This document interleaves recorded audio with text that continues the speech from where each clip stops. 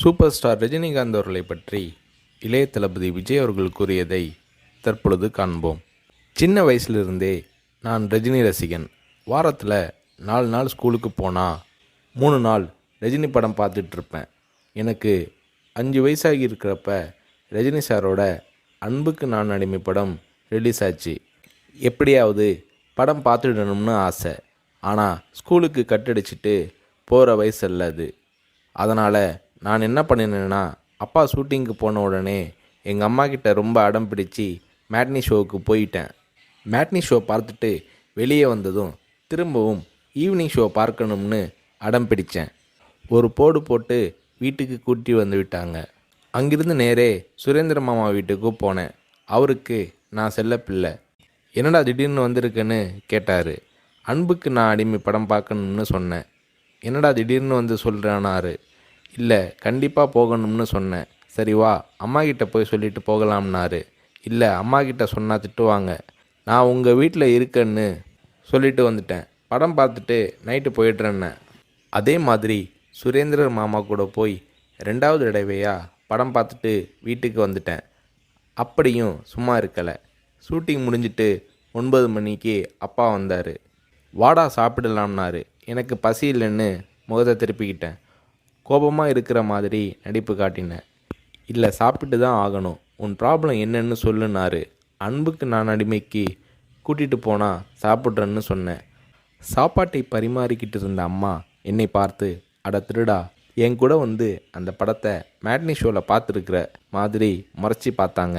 சரி வந்து சாப்பிடுனாரு. சாப்பிட்டு முடித்ததும் நைட் ஷோவுக்கு கூட்டிகிட்டு போனார். உண்மையிலேயே அன்னைக்கு மேட்னி, ஈவினிங், நைட் ஷோன்னு 3 தடவை ரஜினி சார் படம் பார்த்தேன். படம் பார்த்துட்டு வந்ததும் அப்பா கிட்ட ஒரு அன்பு கட்டளை போட்டேன்.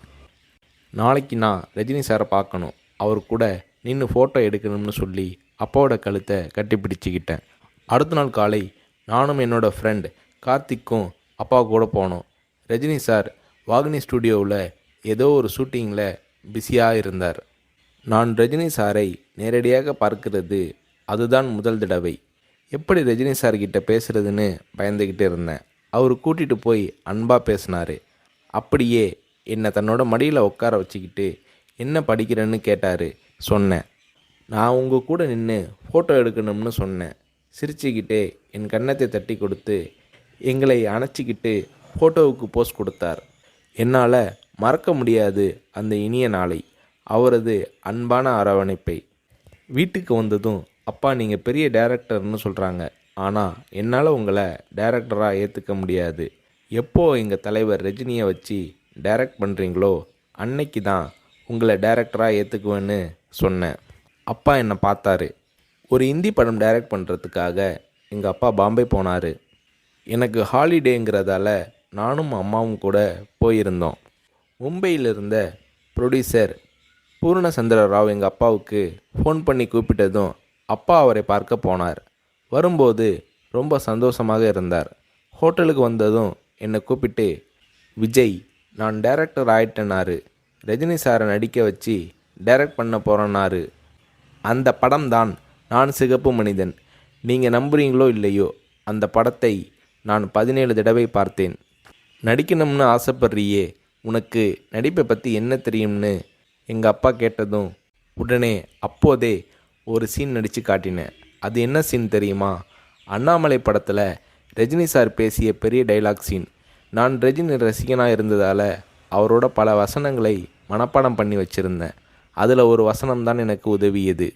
ரஜினி சார் சரத்பாபுவை பார்த்து தொடையில் தட்டிக்கிட்டு கோபமாக பேசுவாரே, அந்த வசனத்தை நான் பேசி நடிக்கிறத கொஞ்ச நேரம் அப்படியே கூர்ந்து கவனிச்ச எங்கள் அப்பா என்னை பக்கத்தில் கூப்பிட்டு, நாளைக்கு உனக்கு மேக்கப் டெஸ்ட் எடுக்கிறேன்னாரு.